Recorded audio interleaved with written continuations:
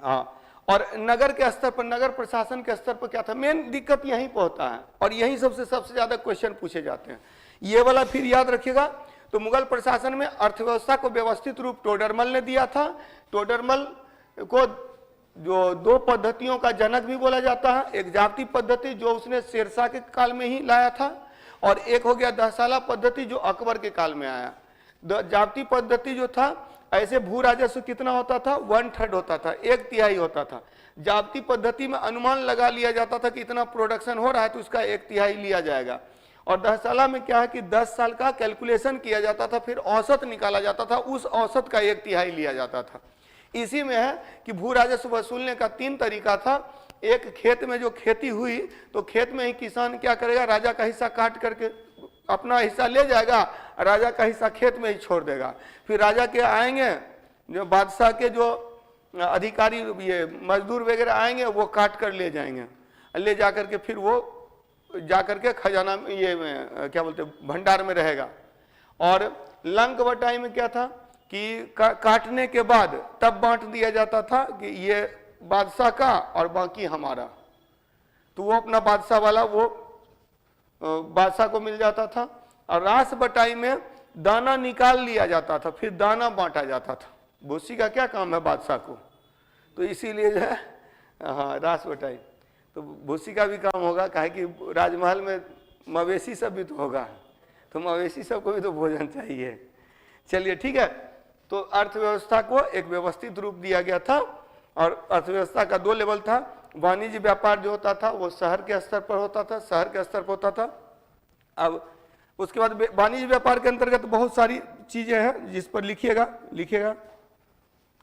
मुगल काल में व्यापार वाणिज्य को भी एक निश्चित रूप दिया गया।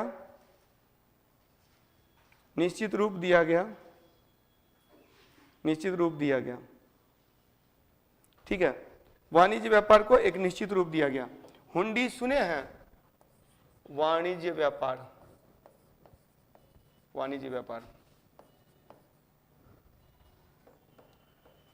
तो वाणिज्य व्यापार कहां था, नगर प्रशासन वाणिज्य व्यापार।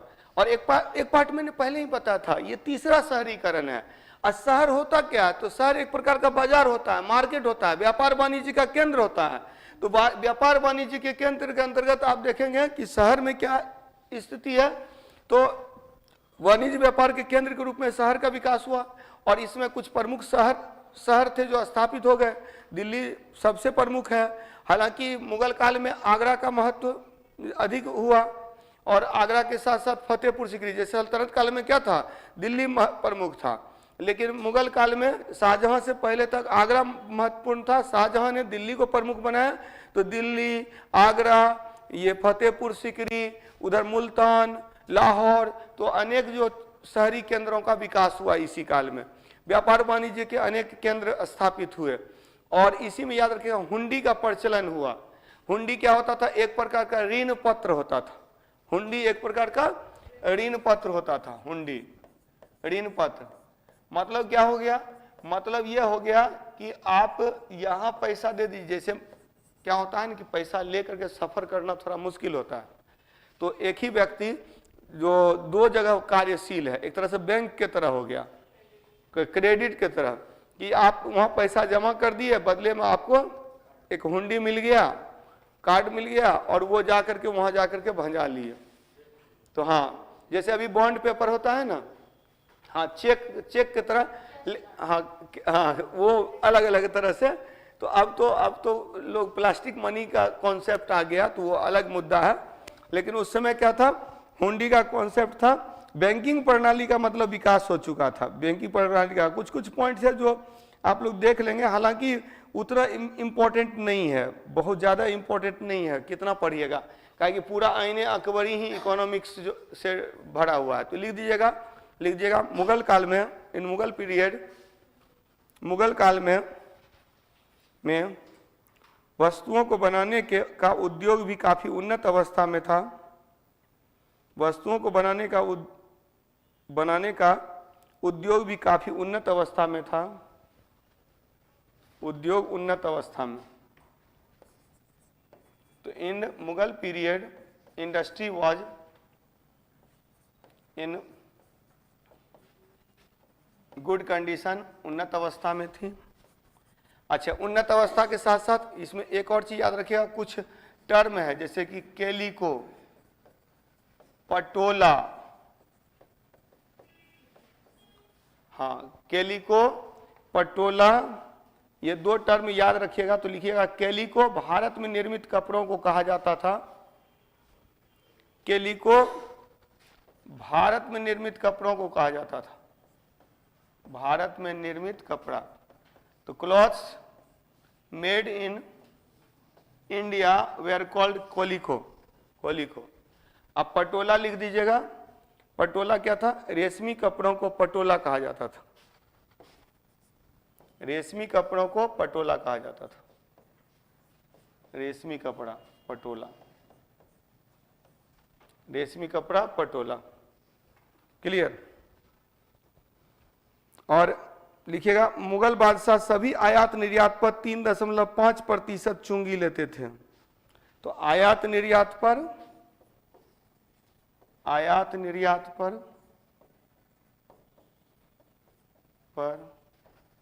3.5% टैक्स कर, चुंगी टोल, भैया चुंगी कर, टोल टैक्स, टोल टैक्स। चलिए अब फिर आते हैं हम लोग अगला पे। जैसा कि मैंने बताया था, हड़प्पा काल प्रथम शहरीकरण, मगध मौर्य द्वितीय शहरीकरण, मुगल तृतीय शहरीकरण, और अंग्रेज आए तो चौथा शहरीकरण। मतलब आज हम लोग जो है ना, ये चौथा शहरीकरण का ही भाग है, हाँ पांचवा है अंग्रेज के समय में चौथा हो गया, अभी पांचवा हो गया ना, कंप्यूटर युग हो गया, इंटरनेट वाला युग। चलिए ठीक है, तो पहला दूसरा तीसरा से ही क्वेश्चंस बनते हैं, ठीक है।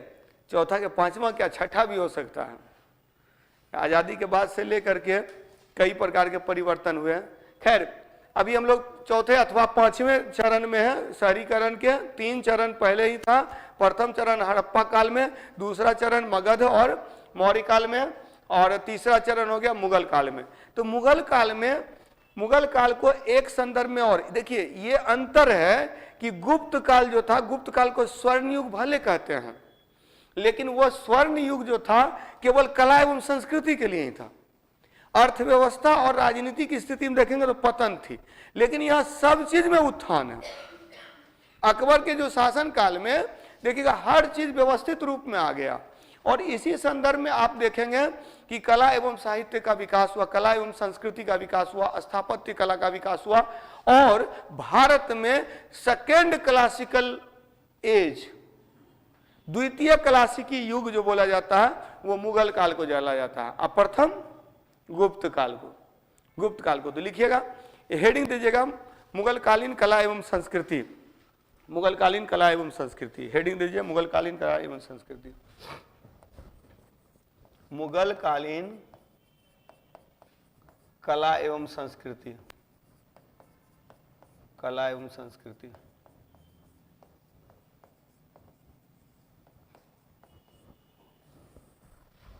कला एवं संस्कृति, Mughal period art and culture, Mughal period art and culture. तो कला एवं संस्कृति में याद रखिएगा कि पहली बात तो ये द्वितीय क्लासिकी युग, second classical as, Mughal period art and culture, द्वितीय क्लासिकी युग, क्लासिकी युग। यह द्वितीय क्लासिकी युग था, यह द्वितीय क्लासिकी युग था जिसमें कला एवं संस्कृति के सभी विधाओं का विकास हुआ। All the sectors of art and culture were developed, all the sectors, all the sectors. स्थापत्य कला का विकास हुआ, चित्रकला का विकास हुआ, संगीत कला का विकास हुआ, साहित्य का विकास हुआ। तो जो कला एवं संस्कृति के हर रूप को विकसित होने का अवसर मिला। हालांकि फिर देखिए, जब भी हम लोग कला संस्कृति की बात करते हैं तो इस कला एवं संस्कृति में क्या हो जाएगा, तो हर शासक की भूमिका को हम लोगों को देखना होगा। हर शासक की भूमिका को।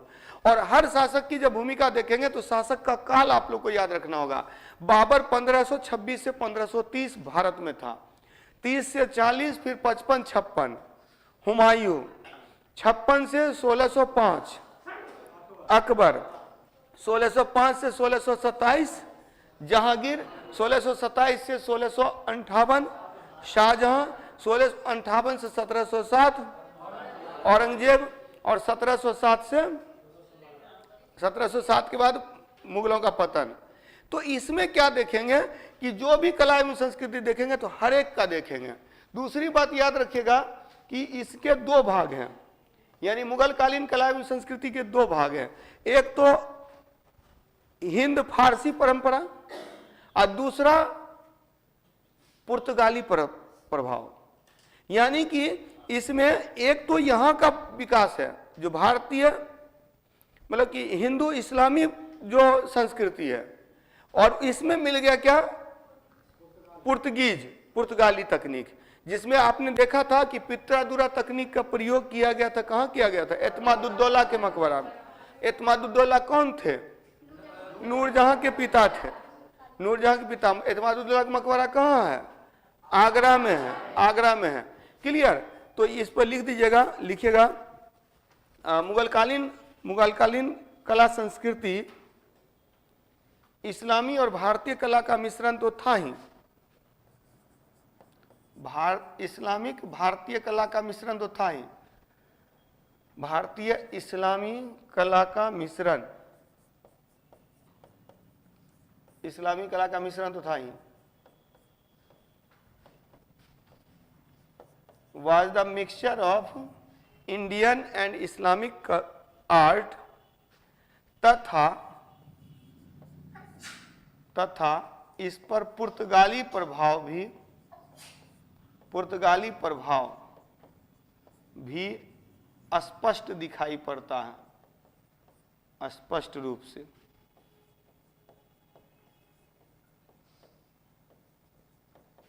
ठीक है। And also influence of Portuguese art can be seen. Clear? अब आते हैं, बाबर को ज़्यादा समय नहीं मिला, 4 साल ही मिला। इस 4 साल में क्या करेगा?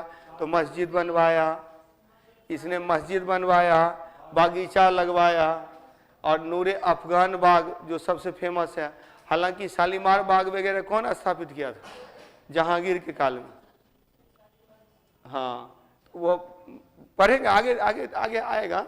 लेकिन याद रखेंगे कि नूरे अफगान बाग जो आगरा में है, आगरा के किला में जो नूरे अफगान बाग है, वो किसके द्वारा निर्मित है? बाबर द्वारा निर्मित है।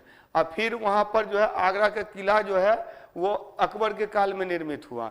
हालांकि उस पर विवाद है। कुछ लोग मानते हैं क्या कि उसमें कुछ रचनाएं तो सिकंदर लोदी के काल की हैं, और उसको पूरा रूप जो दिया गया है वो दिया गया अकबर के काल में। इसलिए बोला जाता है अकबर के काल में आगरा के किला का निर्माण पूर्ण हुआ था। और सेम ऐसा ही किला जो है वो दिल्ली में बनवा दिया था शाहजहां ने। तो बाबर को अवसर कम मिला, लेकिन इसके बावजूद बाबर के काल में तो लिखिएगा, बाबर के अल्पकालीन शासन में, in the short period rule of Babur के अल्पकालीन शासन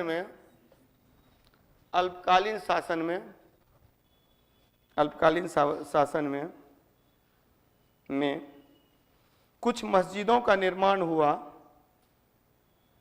तथा उसने कुछ बागीचे लगवाए।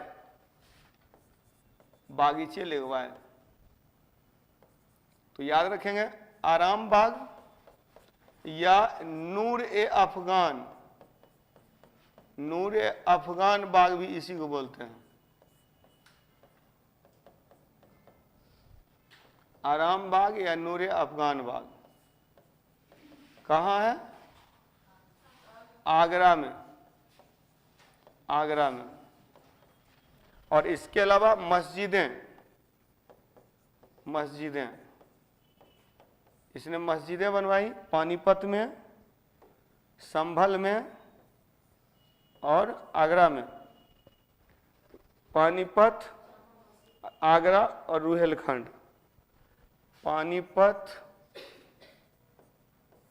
रुहेलखंड और आगरा में मस्जिद का निर्माण करवाया। ठीक है, तो मस्जिदें बनवाई।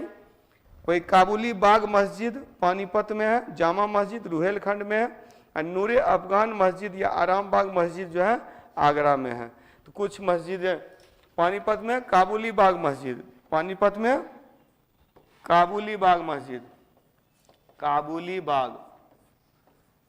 बाग मस्जिद कहाँ है? पानीपत में। रुहेलखंड में कौन है?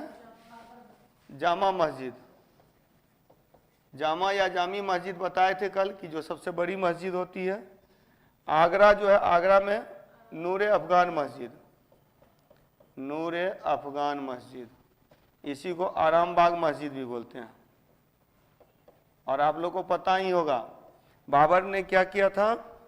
बाबर ने 1504 ईस्वी में, 1504 में ना, काबुल को जीता था। काबुल से उसका विशेष लगाव था, इसलिए उसकी अंतिम इच्छा यही थी कि उसको दफनाया जाए कहाँ? काबुल में दफनाया जाए। तो टेम्पोररी में उसको जो है नूरे अफगान बाग में दफना दिया गया था, फिर परमानेंट शिफ्ट कर दिया गया वहाँ काबुल में। तो वर्तमान में उसका मकबरा कहाँ है? काबुल में है। काबुल में मकबरा है किसका? बाबर का। तो बाबर का मकबरा काबुल में किसने बनवाया था? हुमायूं ने बनवाया, हुमायूं के काल में निर्मित हुआ। क्लियर? इसके बाद नेक्स्ट आइए हुमायूं पे आइए। अगला हुमायूं, हुमायूं, हुमायूं यूं है, हुमायूं। अब हुमायूं के काल में मुख्य रूप से, हुमायूं के काल में मुख्य रूप से रचना जो है दिल्ली का दीन पनाह नगर है और हिसार में मस्जिद है। इसको ज़्यादा समय तो मिला नहीं, आप लोग को पता ही है। बेचारा भटकते रह गया था, भाग दौड़ करते रह गया था। तो एक तो क्या किया, क्या हुआ, हिसार, हिसार कहाँ? हिसार हरियाणा में मस्जिद, हरियाणा में मस्जिद, में मस्जिद। और दूसरा पानीपत भी हरियाणा में ही है, पानीपत भी हरियाणा में ही है। और दूसरा क्या बताए? दिल्ली में दीन पनाह भवन, दिल्ली में दीन पनाह भवन। अब उसी दीन पनाह भवन में, हाँ, दीन पनाह भवन, दीन पनाह भवन की पुस्तकालय से गिरकर, सीढ़ियों से गिरकर मृत्यु हो गई थी। दीन पनाह भवन, दिल्ली में दीन पनाह भवन और हुमायूं। सबसे व्यवस्थित रूप जो आर्किटेक्ट को मिला था, हालांकि अकबर के काल में भी अनेक किले बने हैं, अनेक रचनाएं हैं, लेकिन सबसे व्यवस्थित रूप जो स्थापत्य कला को दिया था वो शाहजहां ने दिया था।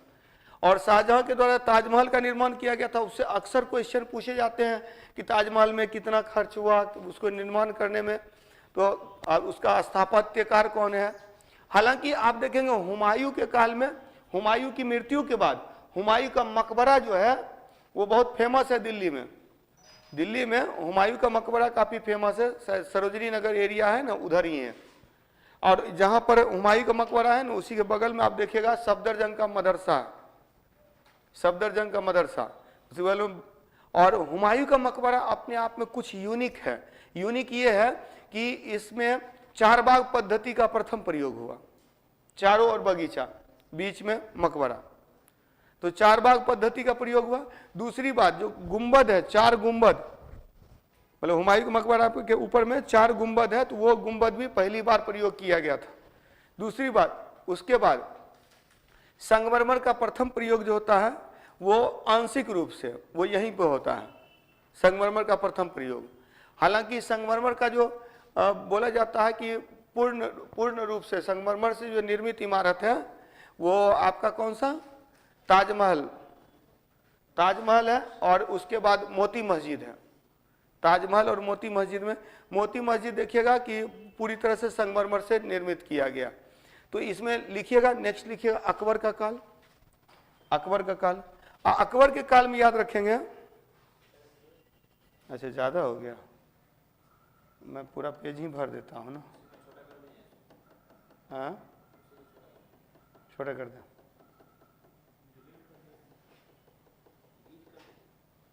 हाँ डिलीट कर दिया जाए, सब तो पढ़ ही लिए हैं। अच्छा 10 से 20 हो गया, और 10 से पहले क्या था? अच्छा बायो था। अच्छा क्या हुआ? नया पेज? ओ चलिए जाने दीजिए, मुगल प्रशासन के अंतर्गत ये पूरा है।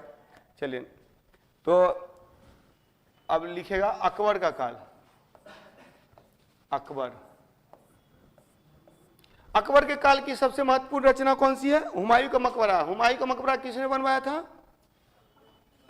अकबर ने नहीं बनवाया था, हुमायूं की पत्नी ने बनवाया था, हाजी बेगम। हाजी बेगम ने, हुमायूं की जीवनी लिखा था उसकी बहन ने, गुलबदन बेगम, और हुमायूं का मकबरा बनवाया था उसकी पत्नी ने, हाजी बेगम ने। बहुत बार पूछा हुआ क्वेश्चन है। तो अकबर के काल की स्थापत्य रचनाओं में सबसे महत्वपूर्ण कौन है? हुमायूं का मकबरा। हुमायूं का मकबरा।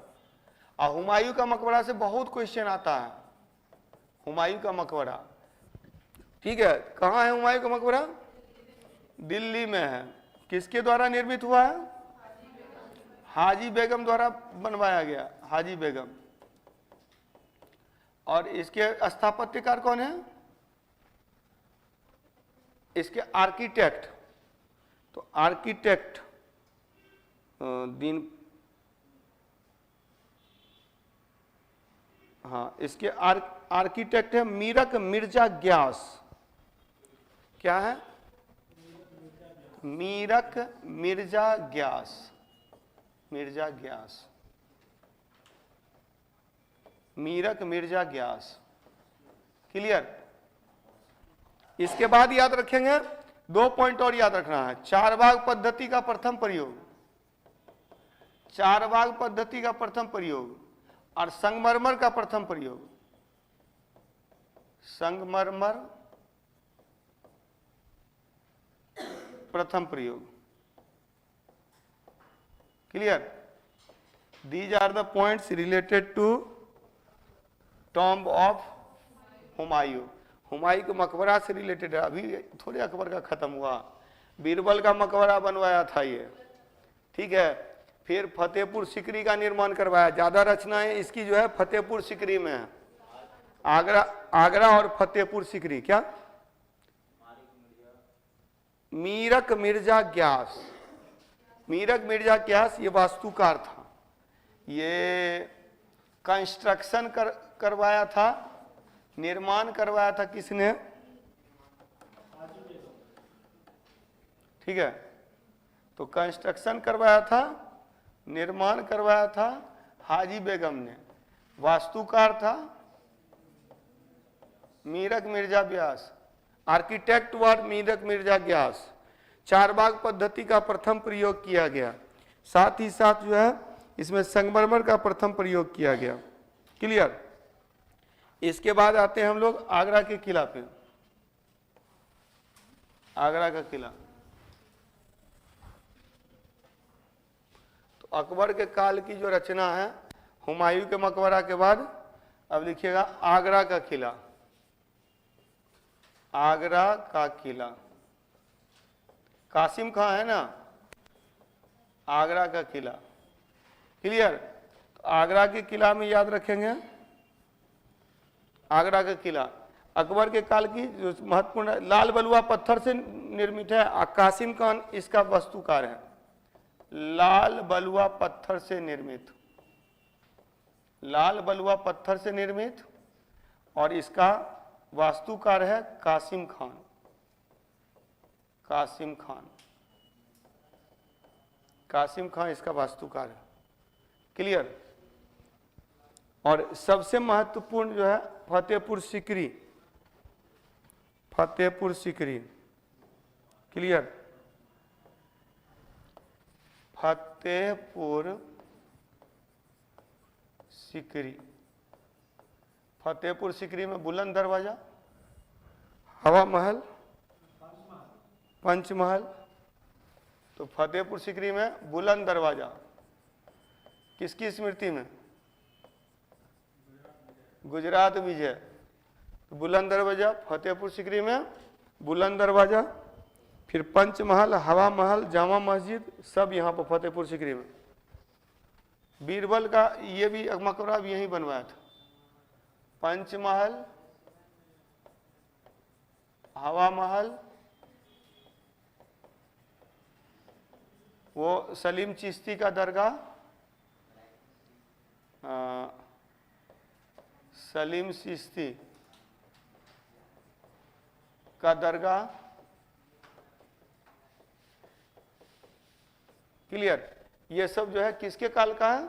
अकबर के काल का, अकबर के काल का। इसके अलावा जहांगीरी महल और खास महल, और उसके अलावा जो है बीरबल महल और तुर्की सुल्तान का महल। अच्छा, आगरा में जहांगीरी महल है। आगरा में जहांगीर के लिए एक महल बनाया था, जहांगीरी महल। आगरा में ही जहांगीरी महल, जहांगीरी महल महल। अच्छा, एक और चीज पता है, दिल्ली गए हैं, लाल किला गए हैं? लाल किला में एक है दीवाने आम, एक है दीवाने खास, ठीक है। तो दिल्ली का जो दीवाने आम और दीवाने खास है वो बनाया गया है शाहजहां के द्वारा, और यहां पर जो बनाया गया आगरा में वो अकबर के द्वारा। तो यही अगर आगे आगरा के किला में दीवाने खास किसने बनवाया? तो वो अकबर ने बनाया। खास मतलब वहां खास लोगों के साथ मीटिंग होती थी। और दीवाने आम में क्या था ना कि वो आप देखिएगा कि जो दीवाने खास में जाइएगा तो सब जगह बैठने की जगह है, लेकिन दीवाने आम में जाइएगा तो बैठने की नहीं, खड़ा होने की जगह है। मतलब अंदर दरबार टाइप का, वो जो आप देखे होंगे टीवी पर नहीं, ये जो बीरबल जो जाता है, बीरबल से जो मांगता है कि पैसा दो, घूस दो, तो नहीं बोलता है कि हाँ जितना मुझे मिलेगा उसका आधा दे देंगे। हाँ जो भी है, तो उसमें जो महल बनाया दिखाया गया है ना, अब महल के आगे में देखिएगा दोनों साइड से जो जगह है, खाली जगह है, तो कुछ उसी तरह से खाली जगह होता था जिसमें कि सामान्य व्यक्ति खड़ा होकर के न्याय कार्य को देख सकता था। हालांकि फिल्म सब में तो कुछ ज्यादा दिखा देता है ना बढ़ा चढ़ा के, जबकि हाँ तुलनात्मक उतना नहीं था। उसमें है कि जैसे अभी है ना संसद भवन की कार्रवाई आप देख सकते हैं, पता है कि नहीं, दर्शक दीर्घा होती है संसद भवन में, दर्शक दीर्घा होती है जिसका पास डेली बनता है। जब अगर देखना हो तो जाइए वहां, 2-3 दिन चक्कर काटिएगा तो मिल ही जाएगा मौका, ठीक है। तो वहां क्या होता है ना, दर्शक दीर्घा के लिए वहां पास बनता है, और वो पास लेकर के आप जाकर के बैठ करके देख सकते हैं कि कैसे कार्रवाई हो रही है संसद की। ऐसे भी लेकिन लोग तो बोर हो जाते होंगे वहाँ के, हाँ सिर्फ जा करके देख लेते होंगे। क्या नहीं तो लाइव तो दिखाता है ना वहाँ, लेकिन दर्शक दीर्घा में जाइएगा तो वहाँ लेकिन कुछ लेके जाने नहीं मिलेगा, मोबाइल लेके जाने नहीं मिलेगा। तो हाँ जाने का मौका मिल जाएगा, वहाँ जाइएगा तो मिल जाएगा। चलिए उसके बाद लिखेगा जहांगीर। जहांगीर नेक्स्ट करते हैं, जहांगीर, ठीक है, इसी को मिटा दूं, ठीक है। इसके बाद लिखेगा जहांगीर।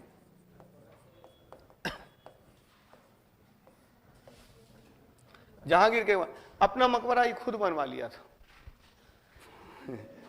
ठीक है, अपना मकबरा खुद बनवा लिया था। और इसके समय में अकबर का मकबरा बना।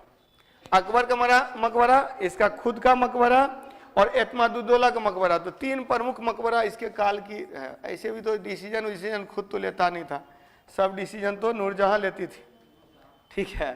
तो यहाँ पर हो गया अकबर, एतमादुद्दौला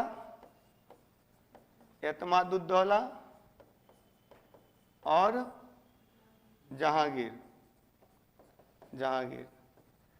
तीनों का मकबरा क्लियर। अब है कि पॉइंट है, अकबर का मकबरा कहाँ, अकबर का मकबरा कहाँ बना था? सिकंदरा में, सिकंदरा। एतमादुद्दौला का मकबरा कहाँ? आगरा में। और जहांगीर का मकबरा कहाँ? लाहौर में। शाहदरा एक जगह है, लाहौर में एक जगह है शाहदरा, तो शाहदरा में इसका मकबरा है, लाहौर में, क्लियर। तो जहांगीर का मकबरा लाहौर के शाहदरा में, शाहदरा में, और आगरा में है एतमादुद्दौला का मकबरा, और अकबर का मकबरा कहाँ है? सिकंदरा में, सिकंदरा में। बाबर का मकबरा कहाँ है? काबुल में। और हुमायूं का मकबरा कहाँ है? दिल्ली में। सबका मकबरा याद हो गया। और औरंगजेब का मकबरा औरंगाबाद के पास जगह एक दौलताबाद, दौलताबाद से 4 किलोमीटर दक्षिण में ना, दौलताबाद से, यानी कि दक्षिण में है, बाकी सबका उत्तर में है, बाकी सबका। और शाहजहां को तो ताजमहल में ही, ताजमहल में मुमताज के बगल में दफना दिया गया, मुमताज के बगल में दफना दिया गया, तो उसका वहां पर है। चलिए, तो सबसे व्यवस्थित रूप जो देखेंगे हम लोग स्थापत्य कला को किसके काल में मिला? शाहजहां। इतना याद हो गया। अब चलिए नेक्स्ट पे आइए, नेक्स्ट कीजिए शाहजहां। शाहजहां अभी पेंटिंग कहाँ की है हम लोग चित्रकला, साहित्य कला, संगीत कला, ये 3 अगले क्लास में करेंगे। अभी केवल और केवल स्थापत्य कला देख रहे हैं, ठीक है। चित्रकला देखेंगे ना, तो चित्रकला में एक नादिर उल उस्र, नादिर उल जमा से बहुत क्वेश्चन पूछा है। अबुल हसन और उस्ताद मंसूर, पता है, एक पशु पक्षी विशेषज्ञ थे और एक जो थे व्यक्ति चित्र विशेषज्ञ थे। इसी तरह से बिहजाद सबसे पहला पेंटर था जो आया था, बाबर के समय में आया था। और दसवंत बसावन से क्वेश्चन बीपीएससी पूछा है, दसवंत बसावन। हाँ, चलिए नेक्स्ट, तो वो सब करेंगे हम लोग नेक्स्ट क्लास में करेंगे। आज केवल स्थापत्य कर रहे हैं, और स्थापत्य के दृष्टिकोण से शाहजहां का काल सबसे महत्वपूर्ण है। और सबसे महत्वपूर्ण रचना इस काल की क्या है? ताजमहल। तो लिखिएगा शाहजहां के काल में, शाहजहां, पहले तो लिख दिएगा शाहजहां का काल स्थापत्य कला का स्वर्ण युग। क्या है? स्थापत्य कला का स्वर्ण युग, स्थापत्य कला का स्वर्ण युग, कला का स्वर्ण युग। क्लियर? तो golden period of architecture, architecture. इसके बाद याद रखिएगा, इसके बाद याद रखेंगे स्थापत्य कला का स्वर्ण युग। स्थापत्य रचनाएं कौन कौन सी है? स्थापत्य रचनाएं, रचनाएं, तो स्थापत्य रचनाओं में हम लोग देखेंगे ताजमहल, ताजमहल, ताजमहल। क्लियर? इसका आता है दोनों चीज, एक पता है, एक मिस्त्री दूसरा था और इसका आर्किटेक्ट दूसरा था, ठीक है। दोनों से क्वेश्चन आता है। और इसको बनाने में कितने खर्च हुए थे? कितना खर्च हुआ था? 9 करोड़ खर्च हुआ था उस समय, 22 साल लगा बनाने में। और इसका उस्ताद लाहौरी इसका स्थापत्यकार था, और प्रधान जो मिस्त्री था वो ईसा खान थे। तो इसके ताजमहल, ताजमहल से रिलेटेड पॉइंट कर लीजिए कि 22 वर्ष में निर्मित, 9 करोड़ खर्च, उस समय का 9 करोड़, तो 900 हो जाएगा, ठीक है। तो 22 वर्ष लगे, 9 करोड़। उस्ताद लाहौरी कौन थे? आर्किटेक्ट, स्थापत्यकार। और ईसा खान ना, जो ईसा खान जो है प्रधान मिस्त्री थे, प्रधान मिस्त्री। हाथ काट लिया, ठीक है। तो उस्ताद स्थापत्यकार का जो बनाया आर्किटेक्ट, तो बोला जाता है कि इसका हाथ जो है ले लिया गया। इसके अलावा, हाँ सही बात है, तो हाँ, ताकि कोई बना ना पावे। तो और खुशी से, बोला जाता है कि खुशी से हाथ दे दिया करते थे पहले के, चूंकि बादशाह ने कह दिया, समझिए उनके लिए भगवान ही हो गए, ठीक है। तो कथन है, तो इसी कारण से। चलिए, तो ताजमहल के बाद जो अच्छा, इसके बाद कौन कौन सी स्थापत्य रचनाएं आप लोगों ने पढ़ा है कि स्थापत्य रचनाओं में दिल्ली का लाल किला। अब यहां ध्यान रखेंगे, दिल्ली का लाल किला निर्मित किया है किसने? शाहजहां ने, और वहां पर दीवाने आम और दीवाने खास बनवाया। इसके अलावा आगरा के किला में मोती मस्जिद। तो दिल्ली का लाल किला, दिल्ली का लाल किला, दिल्ली का लाल किला, क्लियर? दिल्ली का लाल किला, दिल्ली का लाल किला, और इसके बाद कहाँ का? आगरा का मोती मस्जिद, आगरा के किला में मोती मस्जिद।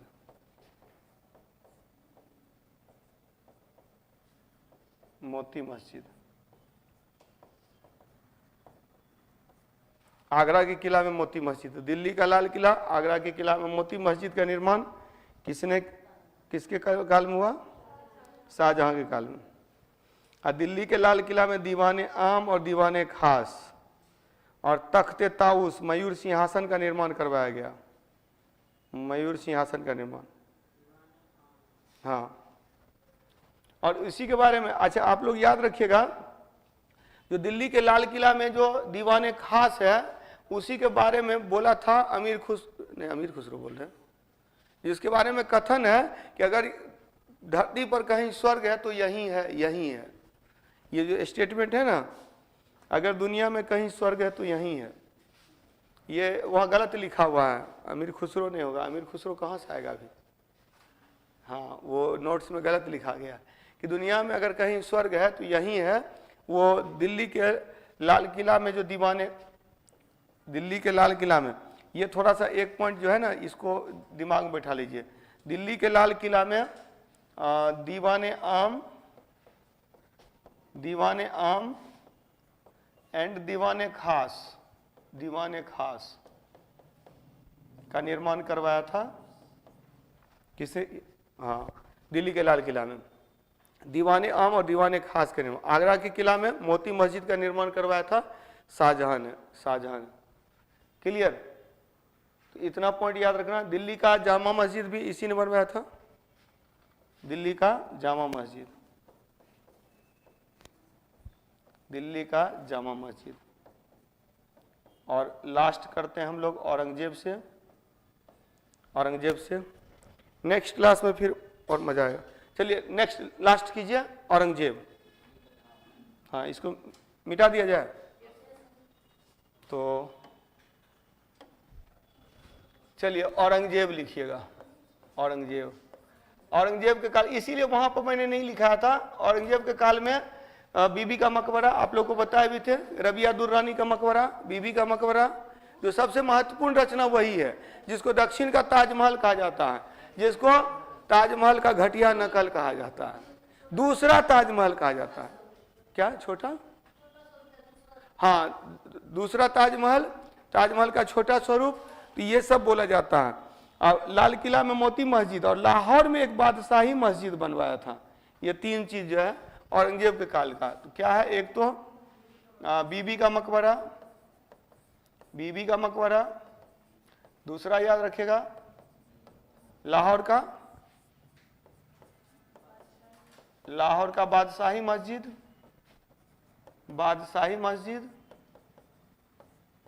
और दिल्ली के लाल किला में मोती मस्जिद। आगरा के लाल किला में मोती मस्जिद जो बनवाया था, इन जिसने लाल किला बनवाया उसने मोती मस्जिद नहीं बनवाया। अकबर ने आगरा का लाल किला बनाया, उसमें मोती मस्जिद का निर्माण करवाया शाहजहां ने। दिल्ली का लाल किला बनाया, उसमें मोती मस्जिद का निर्माण करवाया औरंगजेब ने। तो दिल्ली के लाल किला में मोती मस्जिद का निर्माण,